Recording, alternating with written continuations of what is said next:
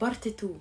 ازاي ابقى كياده قوي قوي قوي واعصب اللي قدامي، ازاي اقلب الترابيزه على اللي قدامي ويبقى هيتجن عشان يمسك عليا غلطه وما يعرفش. تعالي معايا في الفيديو ده وانا هعرفك كل ده.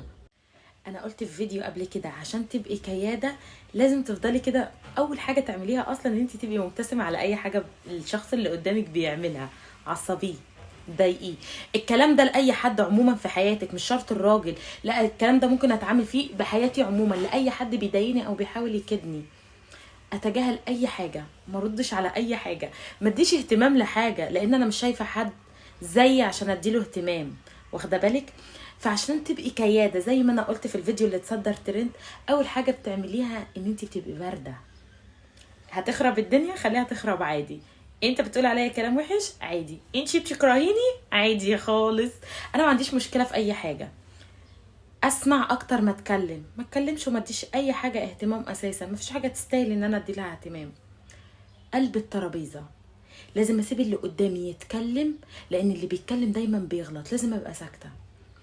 اما حد يعمل غلط سيبيهم يغلطوا، لان كده في الاول وفي الاخر في حساب، في حساب عند ربنا، وفي حساب في يوم كده كل الناس هتقعد وتتحاسب فيه. فعودي نفسك لما يبقى في قعده او في حاجه لازم ما تخليش حد يغلطك.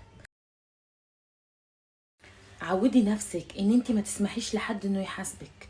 سيبيهم يتكلموا، سيبيهم يغلطوا، سيبيهم يطلعوا اسوأ ما عندهم، وانت خليكي الملاك البريء. قلب الترابيزه مش بالكلام والجعجره والصوت العالي.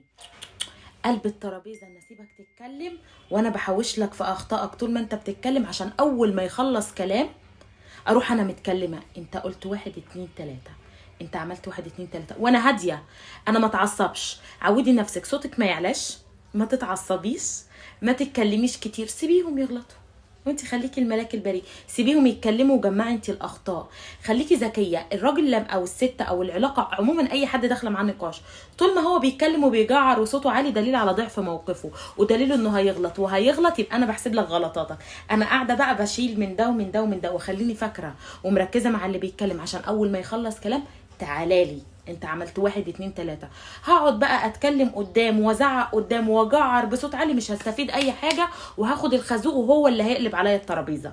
خليكي اذكى منه ومن بلده، خليكي اذكى منها. ما حدش يقلب عليا الترابيزه، ما حدش يكدني، ما حدش يضايقني. انا ليه حد يضايقني؟ ده انا ضايق بلد وفي مكاني. ما تشتميش، ما تعليش صوتك، ما تعمليش اي حاجه، خليكي ساكته. المثل بيقولك خاف من الساكت لما يتكلم، ما قالكش خاف من اللي بيتكلم. فبطلي كتر كلام على الفاضي والمليان. اسمعي بقى فيديوهاتي، شيروا الفيديو.